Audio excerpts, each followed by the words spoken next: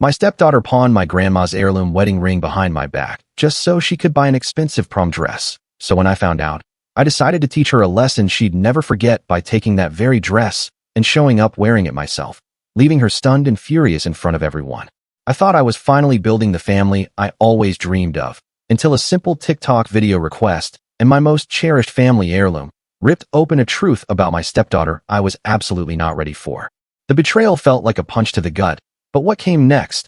That was a whole other level of heartbreak and a battle for the very soul of our family. This ring, you have to understand, it wasn't just jewelry. It had been in my family for 3 generations. My grandmother, God rest her soul, used to joke that if I ever found a man like my grandfather, who put that ring on her finger the day he came back from the war, I should use it too. For me, it was pure legacy, a piece of my history, a promise of forever. And when I reconnected with Andrew, it honestly felt like fate. We'd dated in college, broken up when our careers pulled us across the country. But 20 years later, we found each other again. Divorced, older, but still incredibly drawn to one another. He proposed to me on top of Mount Kilimanjaro, with that very ring, and I tell you, I cried way harder than I ever expected. Life was perfect, almost. There was just one thing, Andrew's 2 daughters.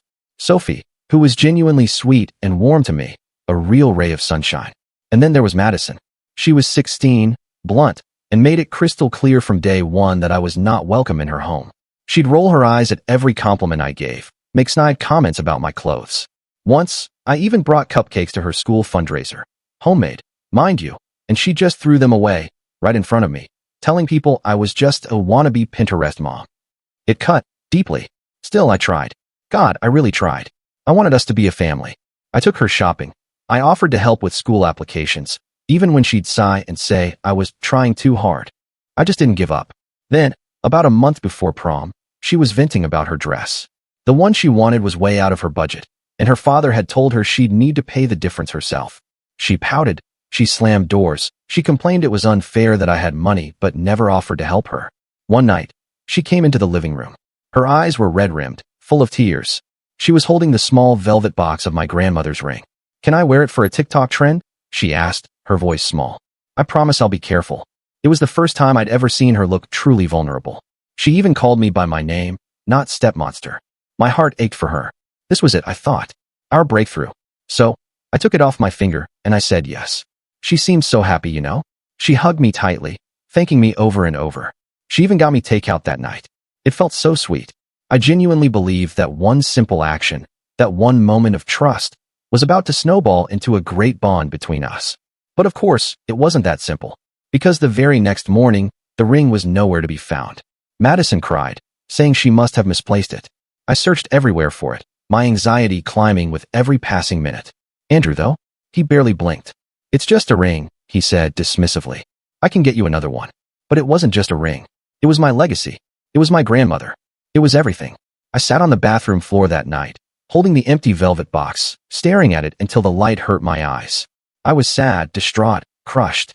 Then, 3 days later, I heard Madison laughing on the phone. Yeah, she totally bought it. Stupid cow probably thinks it's sentimental. I sold it yesterday. My blood ran cold. I didn't move. And then she said it. "I'm gonna look so hot in this dress. Worth every penny." No way. Had she sold my grandmother's ring, my family's legacy, just to afford a stupid dress? I was shaking with disbelief, but I needed to be sure. After she left for school, I tore her room apart. And there, in her wastebasket, was the receipt. It was for a ring, sold to a local pawn shop. I broke down, sobbing. Andrew came upstairs and saw me. I immediately showed him the receipt. But Andrew just sighed. "She's just a kid. She's stolen from me in the past. She didn't mean to." My jaw dropped. Yes, she did. We argued for an hour, the same tired excuses, until I finally realized he wouldn't help. He wouldn't hold her accountable. So, I went to the pawn shop alone. The guy remembered her. Said she called herself Madison Delancey. He handed me the transaction receipt and told me the ring was already gone. Sold. Nothing he could do unless it was reported stolen. I nodded, thanked him, and left. That's when my plan began. I went to the boutique where Madison's dress was being altered. I told them I was there to pick it up, used her full name and order number. The clerk didn't even question it. Handed it over in a garment bag. I brought it home, hung it neatly in the closet. Then, I called the school and volunteered to chaperone prom. Said I was a step-parent, had event experience, happy to help. They were thrilled. The day before prom, Madison tore through the house, screaming, cursing. "Where's my dress?" She turned the place upside down, convinced someone had stolen it. She had a meltdown so loud the neighbors peeked out. In the end, she had to buy one off the rack. It didn't fit quite right, bunched in some places, loose in others. Still, she tried to carry herself like a queen. But then prom night came. I showed up an hour early, my name on the chaperone list. Hair done, heels on. And I walked in, wearing her dress. The same dress she'd bought with the money from my grandmother's ring. I stood by the punch table, greeting kids with a smile. When Madison walked in and saw me, she froze. The color drained from her face. Her friends whispered. She looked down at her ill-fitting backup and turned away. I didn't say a word, just smiled. It wasn't about the dress anymore. It wasn't even just about the ring. It was about how if you try to humiliate someone who only ever wanted to love you, eventually, you learn what it feels like to lose.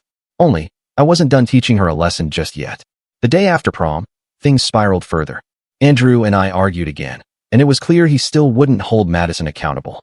So, I quietly met with a lawyer, Diane Mercer. She recommended filing a civil suit for theft, suggesting it might finally bring the seriousness of Madison's actions to light.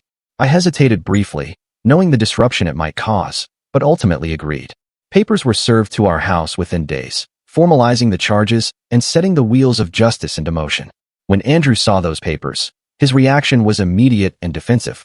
He confronted me in the kitchen, holding the documents like I'd handed him a grenade. "Are you seriously suing my daughter?" he demanded, his voice tight with disbelief. "She stole from me," I reminded him. But Andrew just shook his head, as if denial alone could erase the situation. Soon after, we received official notice. Our first court date was scheduled in a month. As soon as that happened, Madison moved in with her mother, Vanessa, taking most of her belongings in a dramatic exit that involved slamming doors and tearful accusations that I was destroying the family. She packed her clothes in garbage bags, dragging them down the stairs while sobbing loudly. Andrew helped carry her boxes to the car, his shoulders slumped in defeat. Sophie stayed with us, quieter than usual. Her 10-year-old shoulders carried the weight of a storm she hadn't created.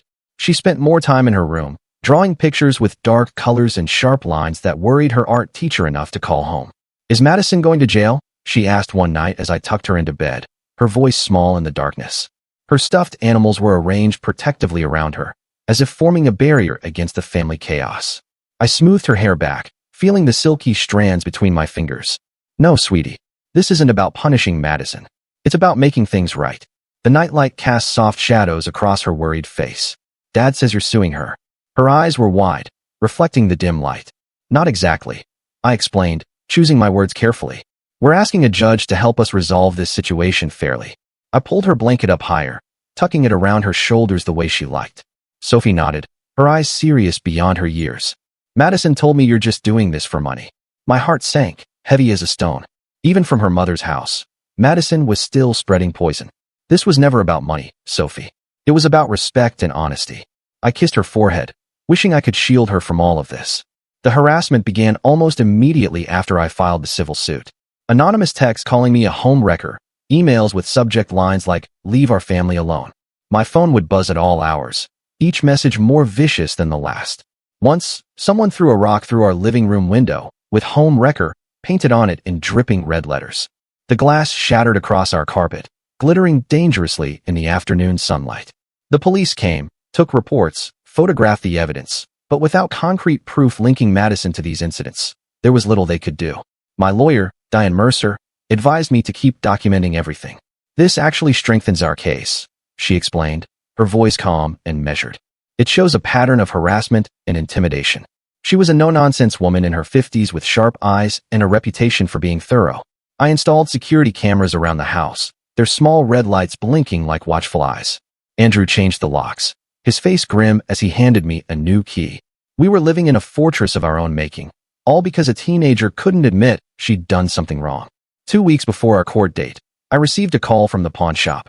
Mr. Ramirez, the owner, sounded excited, his accent thicker than usual. "You're not going to believe this," he said. "The guy who bought your grandmother's ring brought it back. Said his fiancée didn't like the style." My heart raced, hope fluttering in my chest. "You still have it?" I gripped the phone tighter, hardly daring to believe what I was hearing. "I do. And I remembered your story. I've set it aside for you." His voice was warm with understanding. I rushed to the pawn shop, the familiar bell jingling as I entered. Mr. Ramirez smiled as I approached, pulling out a familiar velvet box from behind the counter. "It'll cost you what he paid for it," he explained, plus a small restocking fee. It was more than I'd planned to spend, but I didn't hesitate. When I opened the box and saw my grandmother's ring nestled inside, tears sprang to my eyes.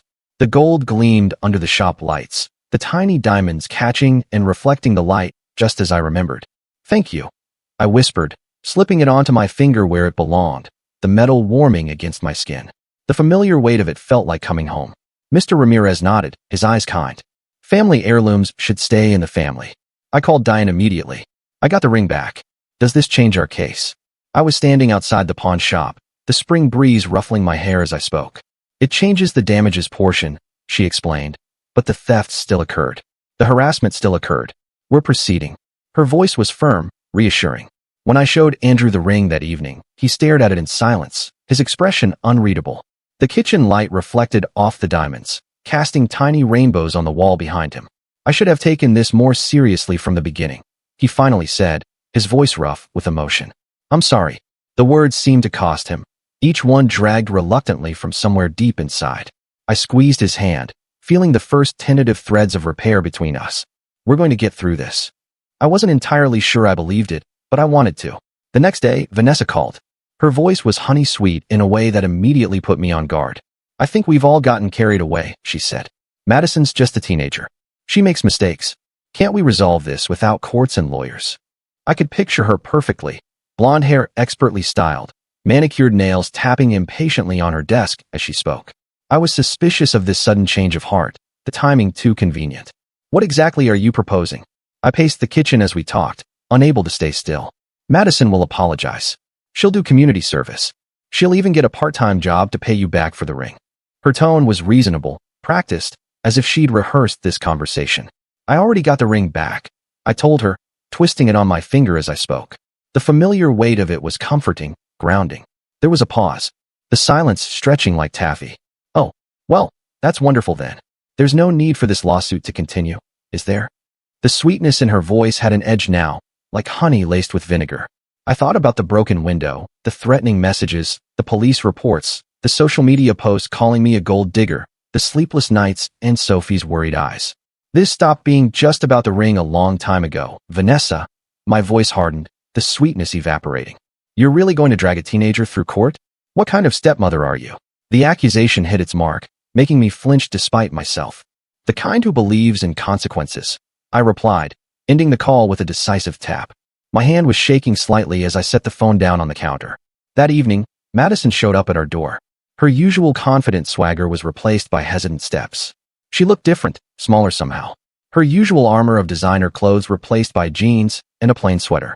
Her makeup was minimal, her hair pulled back in a simple ponytail instead of her usual elaborate style. Andrew led her in cautiously, his body tense as if preparing for battle. The living room felt too small suddenly, the air heavy with unspoken words. "I came to apologize," she said, not quite meeting my eyes. "What I did was wrong. I shouldn't have taken the ring." Her hands fidgeted with the hem of her sweater, pulling at a loose thread. It was the apology I'd wanted for months. But something felt off.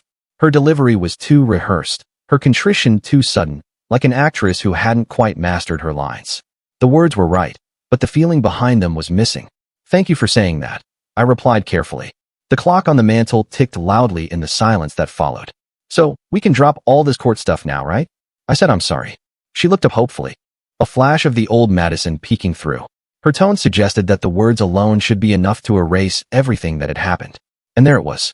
Not genuine remorse, just a transaction. An apology in exchange for dropping the lawsuit. The calculation was so transparent, it was almost painful to witness. "Madison, an apology is a good start," I said, "but it doesn't erase everything that's happened." I kept my voice gentle, not wanting to escalate the situation. Her face darkened, storm clouds gathering. "Mom said you'd be like this. She said you just want to punish me." The vulnerability vanished, replaced by the familiar hostility. "This isn't about punishment," Andrew interjected, his voice firmer than I'd heard it in weeks. "It's about accountability." He stood straighter, no longer the defeated man who had helped load her things into Vanessa's car. Madison's eyes filled with tears, perfectly timed. "Daddy, please. If this goes to court, it could affect my college applications. My whole future." She reached for his arm, her expression pleading. Andrew wavered. his resolve softening at the sight of his daughter's tears. Maybe we should consider. No, I said firmly. We've tried handling this privately. We've tried talking. We've tried consequences at home. None of it worked. The court date stands. My voice was calm, but unyielding. Madison's tears vanished instantly, replaced by cold fury that transformed her face.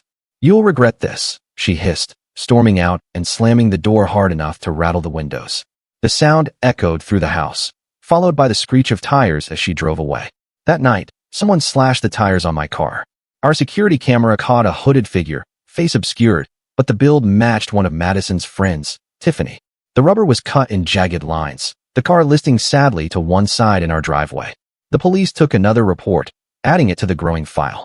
The day before court, Andrew received a call from Madison's school counselor, Mrs. Patel. Madison had apparently told her that she was being forced to go to court by her abusive future stepmother, and that she was considering self-harm because of the stress.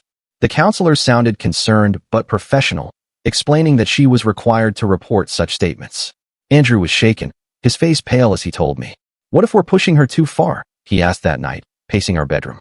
What if she actually hurts herself? The moonlight cast long shadows across the floor as he moved back and forth. That's manipulation, Andrew, I said gently. She's trying to use your love and concern against you. I sat on the edge of the bed, watching him wear a path in the carpet. But what if it's not? What if she's really struggling?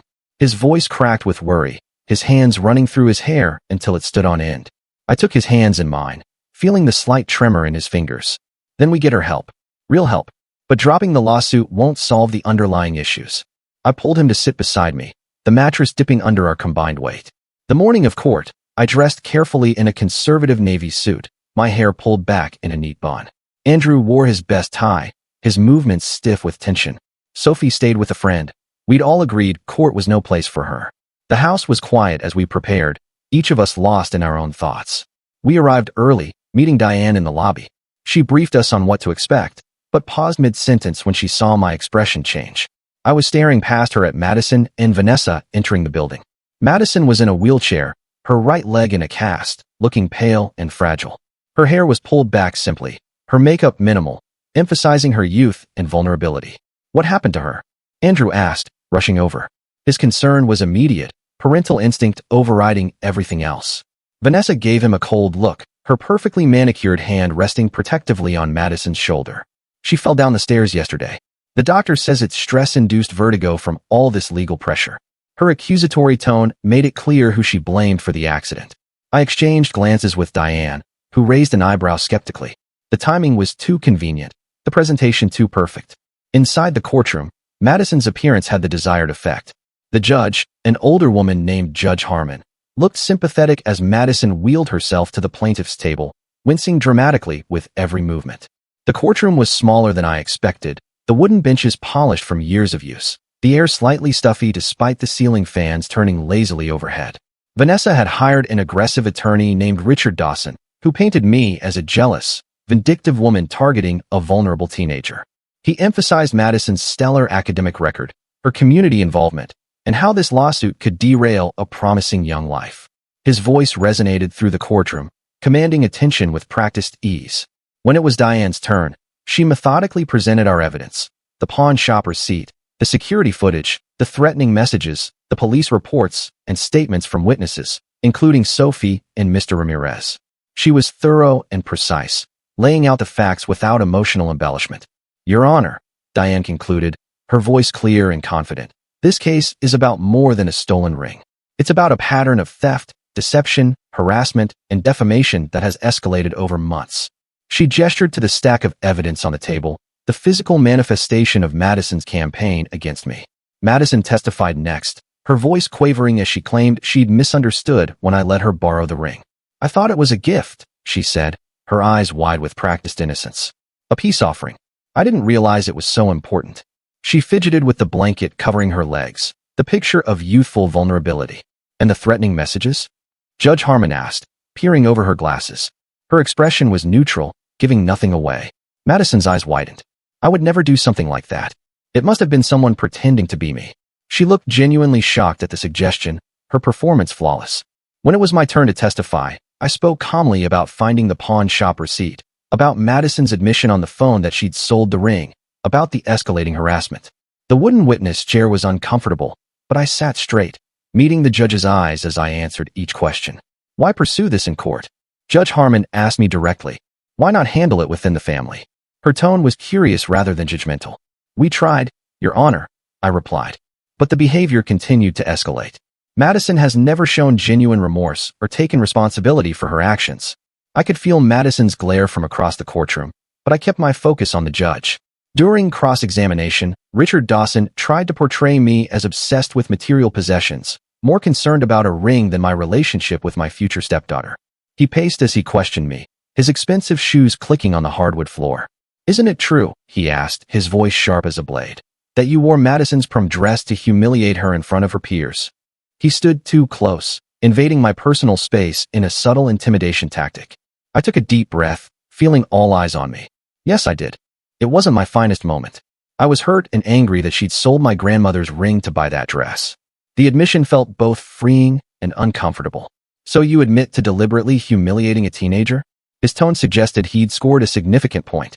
I admit to showing her that actions have consequences, I replied, something no one else in her life seemed willing to do. From the corner of my eye, I saw Andrew shift in his seat. The judge called a recess. In the hallway, Andrew pulled me aside, his voice low and urgent. Madison's leg isn't broken, he whispered. Sophie texted me. She said Madison was bragging to her friends about faking an injury for court.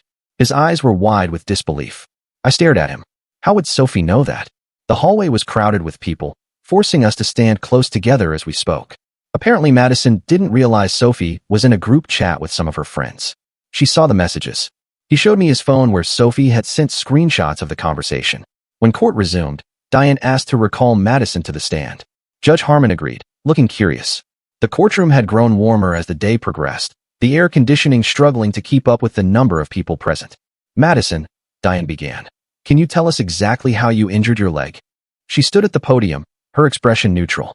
Madison launched into a detailed story about falling down the stairs at her mother's house due to dizziness from stress. She described the pain, the trip to the emergency room, the doctor's diagnosis. Her performance was convincing, complete with winces when she shifted in her seat.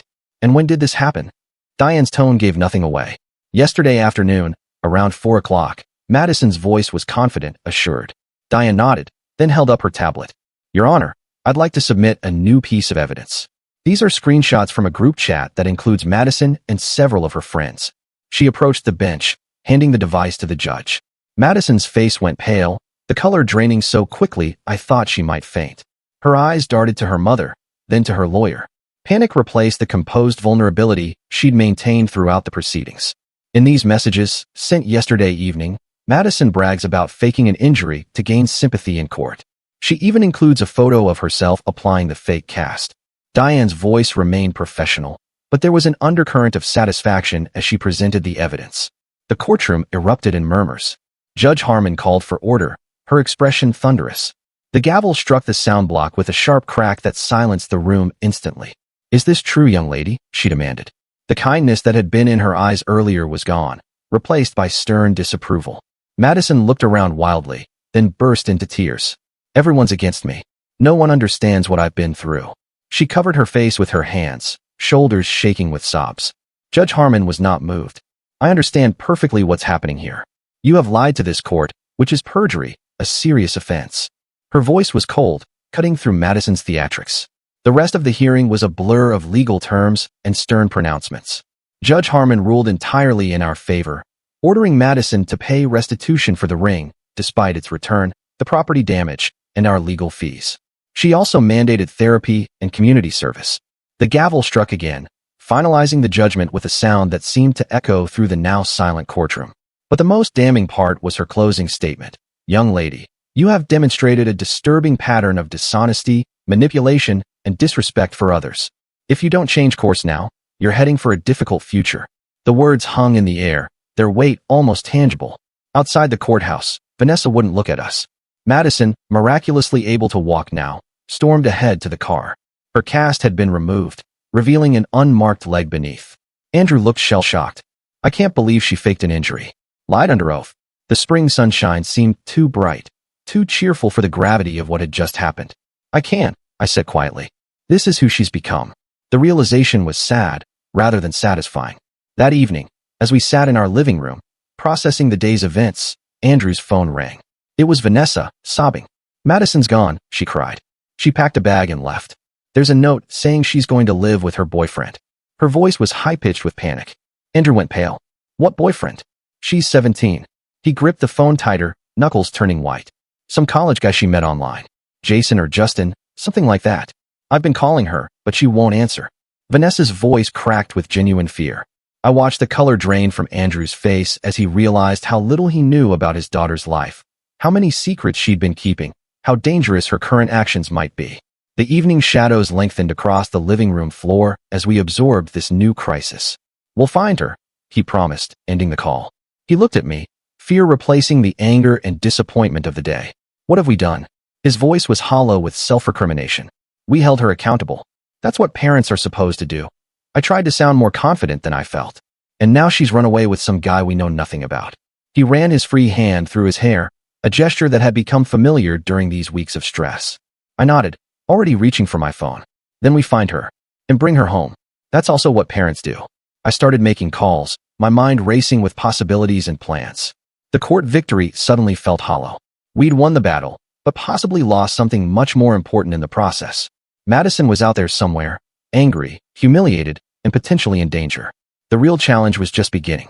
We spent the next 48 hours in a nightmare of police reports, phone calls, and social media searches. Andrew contacted Madison's friends, but they either didn't know where she was or weren't telling. Vanessa called hospitals and shelters. I scoured Madison's social media accounts for any clues about this mysterious boyfriend. The hours blurred together, marked only by cups of cold coffee and increasingly desperate phone calls. "I found something," I said, showing Andrew a photo Madison had posted 3 weeks earlier. It showed her sitting on a campus bench with a guy's arm around her shoulders. His face was cropped out, but the caption read, "College life with B is going to be amazing." The geotag showed Eastern State University, about 2 hours away. My eyes burned from staring at screens, but the discovery sent a surge of adrenaline through me. "That's Justin Mercer's sweatshirt," Sophie said, peering over my shoulder. "He graduated last year. He's in college now."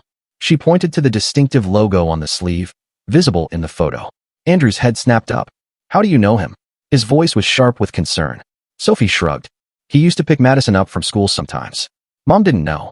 She twisted her fingers together nervously, aware she was revealing something significant. Armed with a name and location, Andrew called the campus police.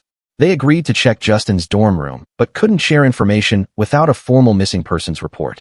Since Madison had left voluntarily, the officer's voice was sympathetic but firm about the limitations of what they could do. "She's 17, Andrew argued. "She's still a minor." His frustration was palpable as he paced the kitchen. "For 3 more weeks, the officer reminded him. Madison's 18th birthday was approaching fast. The calendar on the refrigerator had the dates circled in red, a reminder of the celebration we'd planned before everything fell apart. While we waited for news, Andrew paced the living room, alternating between worry and anger. How did I miss this? How did I not know she had a college boyfriend? His self-recrimination was painful to witness. "She didn't want you to know," I said gently. "Madison's gotten very good at hiding things." I brought him a cup of tea he wouldn't drink, the steam rising between us like the questions neither of us could answer. His phone rang. "Vanessa." Her voice was so loud I could hear her without speakerphone. "This is all your fault," she shouted. "If you hadn't dragged her to court, humiliated her." The accusations poured out in a torrent of blame and fear. "Stop," Andrew interrupted. "Madison chose to steal. She chose to lie. She chose to run away. We need to find her, not blame each other." His voice was steady, resolute in a way I hadn't heard before. After he hung up, he looked at me with tired eyes. "I've been a terrible father." The admission seemed to age him, the lines around his eyes deeper in the harsh kitchen light. "No," I said firmly. "You've been a father who wanted to believe the best about his daughter. There's a difference." I squeezed his hand, trying to convey strength I wasn't sure I possessed. Late that night, Andrew's phone pinged with a text from an unknown number. "Dad, I'm fine. Stop looking for me. I'll be 18 soon anyway." The message was terse, devoid of emotion, but at least it confirmed she was alive. Andrew called the number immediately, but it went straight to voicemail. The police traced it to a prepaid phone purchased with cash. Another dead end. We went to bed, exhausted, the house too quiet without Madison's drama filling the spaces. On day 3, Sophie came to me with her tablet. "I think I know how to find Madison." Her expression was serious, determined beyond her years. She opened Instagram and showed me a private account called asu_party_central that posted photos from campus parties. In the background of one image posted the night before, barely visible in the corner, was Madison. Her distinctive auburn hair was unmistakable, even in the dimly lit photo. "That's Justin's apartment," Sophie explained. I recognized the weird painting on the wall from Madison's Snapchat stories. She pointed to an abstract canvas visible behind the partygoers. I hugged her tight. "You're brilliant, Sophie." Her small body felt fragile in my arms, but her mind was sharp and observant. We showed Andrew, who immediately called the police with the new information. They agreed to do a welfare check, but warned it might take time. The officers sounded sympathetic, but explained they had limited resources and a 17-year-old runaway who had made contact wasn't their highest priority. "I'm not waiting," Andrew said, grabbing his keys. "I'm going there myself." His jaw was set with determination. "We're going," I corrected, already reaching for my coat. The decision was instant, automatic. Where he went, I would go too. We left Sophie with a neighbor and drove 2 hours to Eastern State University, following GPS to the off-campus apartment complex shown in the photo. The drive was tense, the radio off, each of us lost in our own thoughts as the miles passed. It was nearly midnight when we arrived, the building pulsing with music from various apartments. Groups of students milled around outside, red cups in hand, laughter carrying through the warm night air. We found apartment 307, Justin Mercer's place, according to the directory. Andrew knocked firmly. No answer. He knocked again, louder. The bass from the music inside vibrated through the door. Finally, the door cracked open. A blurry-eyed young man with tousled hair peered out. Yeah. He looked barely older than Madison, despite being in college. "I'm looking for my daughter, Madison," Andrew said, his voice tight with restraint. I could see the effort it took for him not to push past the boy immediately. Justin started to close the door. "Don't know her." His eyes darted nervously behind him. Andrew shoved his foot in the doorway. "I saw her in photos taken here last night." "Where is she?" His voice rose, drawing attention from people passing in the hallway. "Look, man, I don't want trouble." Justin's attempt to close the door was futile against Andrew's determination. "Dad." Madison appeared behind Justin, wearing an oversized t-shirt and looking smaller than I remembered. Her makeup was smudged, her hair tangled, the sophisticated facade she usually maintained completely absent. The relief on Andrew's face was palpable. "Madison, thank God. We've been worried sick." His anger seemed to drain away at the sight of her, parental concern taking its place. She rolled her eyes, but the gesture lacked her usual confidence. "I texted you. I'm fine." She crossed her arms defensively, but I could see uncertainty in her eyes. "You're 17 and you ran away from home," Andrew said. "That's not fine by any definition." His voice was firm, but not unkind. Justin looked between them nervously. "You said you were 18. His expression shifted from confusion to alarm. Madison avoided his gaze. "I will be soon." She sounded younger suddenly, less sure of herself. "She's 17? Justin backed away from her. "I didn't know that." "I swear." He ran his hand through his hair, panic evident in his movements. Andrew ignored him, focusing on Madison. "Get your things. We're going home." It wasn't a request. "No." She crossed her arms. "I'm staying here with Justin." But her voice wavered, lacking conviction. Justin shook his head rapidly. No, I'm not getting involved in this. I don't date high schoolers. I could lose my scholarship." He moved further into the apartment, distancing himself from the situation. Madison's face crumpled. "But you said, that was before I knew you were underage," Justin interrupted. "And before I knew you lied about everything else." His tone was dismissive. Any affection he might have felt clearly evaporated. "What do you mean?" Madison demanded. She looked suddenly vulnerable, the confident facade completely gone. Justin ran a hand through his hair. "Your roommate called looking for you. She told me about the court case, the stolen ring, faking an injury. Said you've been lying to everyone." His disgust was evident, his previous attraction replaced by weariness. Madison whirled toward us. "You told Tiffany about court?" Her accusation was automatic, deflecting blame as she always did. "We didn't tell anyone," I said. "But the truth has a way of coming out." The hallway light cast harsh shadows across her face, highlighting how young and lost she looked. Madison's eyes filled with tears, but for once they seemed genuine. "I have nowhere to go now." The admission seemed to cost her, her voice small and defeated. "You have home," Andrew said quietly. "You've always had home." He held out his hand to her, an offer rather than a demand. The drive back was silent. Madison sat in the back seat, staring out the window, occasionally wiping her eyes. The headlights of passing cars briefly illuminated her face, revealing an expression I'd never seen before. genuine remorse mixed with fear. When we pulled into Vanessa's driveway, she didn't move. "I don't want to go in there," she whispered. "Mom's going to freak out." She looked at the house with apprehension, the porch light casting a yellow glow on the front steps. Andrew sighed. "She was worried about you." We all were. He turned to look at her, his expression gentle despite everything.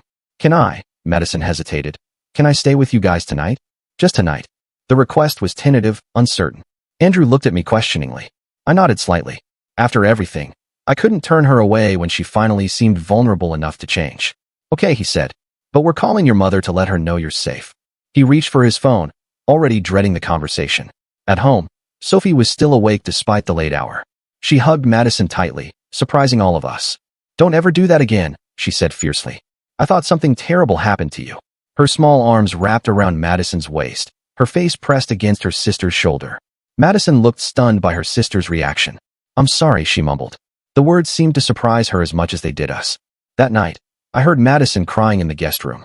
I paused outside her door, debating whether to go in. The soft sounds of her sobs were muffled but unmistakable. Before I could decide, Andrew appeared beside me. "I should talk to her," he said.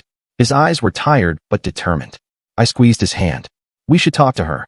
This was a moment that could define our future as a family. I wouldn't let him face it alone. Madison was sitting cross-legged on the bed, her face blotchy from crying. She looked up as we entered, immediately defensive. "Come to gloat?" she asked bitterly. She wiped her nose with the back of her hand, looking younger than I'd ever seen her. "No," I said, sitting on the edge of the bed. "We came to make sure you're okay." The mattress dipped under my weight, the sheets cool beneath my hands. She laughed harshly. "I'm fantastic. My boyfriend dumped me, my friends are spreading rumors about me, and I humiliated myself in court. Everything's great." The sarcasm was familiar, but the despair beneath it was new. Andrew sat on her other side. "Madison, we need to talk about what happens next." His voice was gentle but firm. "What's there to talk about? I'm grounded forever, right?" She picked at a loose thread on the comforter, not meeting our eyes. "This goes beyond grounding," Andrew said. "The judge ordered therapy and community service. And there's the matter of restitution." He laid out the consequences clearly, without anger. Madison's shoulders slumped. "I don't have any money." The fight seemed to drain out of her, leaving only exhaustion. "We know," I said. "That's why we're going to help you find a job." I reached out cautiously, touching her hand. She didn't pull away. She looked at me suspiciously. "Why would you help me after everything I did to you?" Her eyes were red-rimmed, her makeup long since cried away. "Because that's what family does," I said simply. "Even when it's hard. Especially when it's hard." The night air was cool through the open window, carrying the scent of spring flowers. For the first time, Madison seemed to really look at me, not as an enemy or an intruder, but as a person. "I'm sorry," she said quietly. "About the ring. About everything." The words were simple, but seemed to come from somewhere genuine.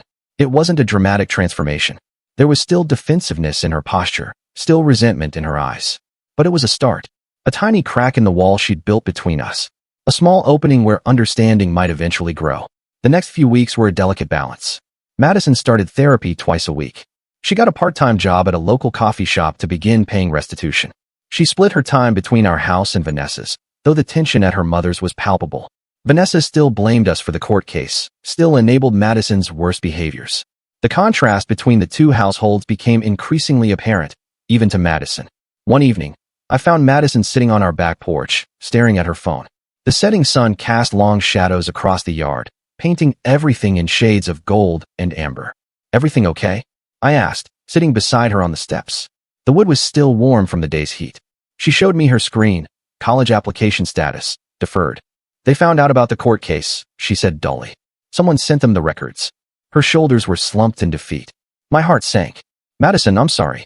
Despite everything, I hadn't wanted this for her." "It wasn't you." She looked at me, searching doubt clear in her expression. "We would never do that." I met her gaze steadily, wanting her to see the truth. She nodded slowly, believing me. "My therapist says I need to take responsibility for my actions, that this is a consequence of my choices." She sounded like she was trying to convince herself as much as inform me. "She's right," I said. "But it's not the end of the world. There are other colleges, other opportunities." A firefly blinked in the gathering dusk, its light briefly illuminating the space between us. "Why are you being nice to me?" she asked suddenly. "After everything I did?" The question seemed to come from somewhere genuine, a real desire to understand. I thought about it. "Because holding on to anger hurts me more than it hurts you." And because I see who you could become if given the chance. The honesty felt right, necessary for whatever relationship we might build. 2 days later, I came home to find a small box on the kitchen counter with my name on it. Inside was a silver charm bracelet with a single charm, a tiny ring. The note read, "I can't replace what I took, but I can promise to do better. Madison." The bracelet wasn't expensive, the charm clearly from a craft store rather than a jeweler. It wasn't my grandmother's ring. It wasn't even real silver. But the gesture meant more than any expensive jewelry ever could. I put it on immediately, the metal cool against my wrist, the tiny ring charm catching the light as I moved. Madison's 18th birthday came and went. We had a small celebration at our house, nothing extravagant, just cake and presents. She seemed surprised when I handed her a gift, the wrapped package sitting awkwardly in her hands, as if she wasn't sure she deserved it. "It's not much," I said as she unwrapped the leather-bound journal. "But I thought you might need somewhere to put your thoughts." The leather was soft, the pages thick and creamy, waiting for her words. "Thank you," she said, running her fingers over the embossed cover. "For this, and for not giving up on me when you had every reason to." Her voice was quiet, sincere in a way I hadn't heard before. 6 months after the court case, Andrew and I finally set a wedding date. We'd put it off during the turmoil, unsure if our relationship could withstand the strain. But we'd emerged stronger, more honest with each other. The date we chose was in spring, when the cherry blossoms would be in full bloom. Nature's reminder that beauty can follow even the harshest seasons. "I have a question," I said to Madison one afternoon as we were folding laundry together, a chore she now did without complaint. The domestic scene would have been unimaginable months earlier. "Would you be one of my bridesmaids?" I tried to keep my tone casual, not wanting to pressure her. She froze, a towel half folded in her hands. "Are you serious?" Her expression was guarded, suspicious of a trick or trap. "Completely. But only if you want to," I continued folding, giving her space to process the invitation. She was quiet for a moment. "I don't deserve it." The admission was soft, almost whispered. "It's not about deserving," I said. "It's about moving forward." I placed a folded shirt in the basket, waiting for her response. The day before the wedding, Madison knocked on our bedroom door. She held out a small velvet box. "I've been saving for my job," she said. "I wanted to get this back to you before the wedding." Her hands trembled slightly as she offered the box. I opened the box with trembling fingers. Inside was a ring, not my grandmother's, but a similar vintage style. The gold band was delicate, the small diamonds arranged in a pattern that echoed the original. "It's not the same one," Madison said quickly. "That one was gone for good. But the pawn shop owner helped me find something similar. I know it can't replace what I took, but..." I hugged her, cutting off her words. After a moment's hesitation, she hugged me back. "Thank you," I whispered. The gesture meant more than the ring itself ever could. The wedding was small and perfect. Andrew wore his father's cufflinks. Sophie was our flower girl, beaming as she scattered rose petals along the aisle. And Madison stood beside me as a bridesmaid, her smile genuine as she handed me my bouquet. The spring breeze carried the scent of cherry blossoms, the sunlight filtering through the trees and dappled patterns across the grass. I wore the vintage ring Madison had given me on my right hand. On my left, Andrew placed a new ring, one that would start its own history, its own legacy. As we exchanged vows, I caught Madison's eye. She gave me a small nod, an acknowledgement of how far we'd come. Some wounds never fully heal. Some trust can never be completely restored. But as I looked at my new family, complicated, imperfect, and real, I knew we'd found something worth fighting for. Not a fairy tale ending, just a new beginning.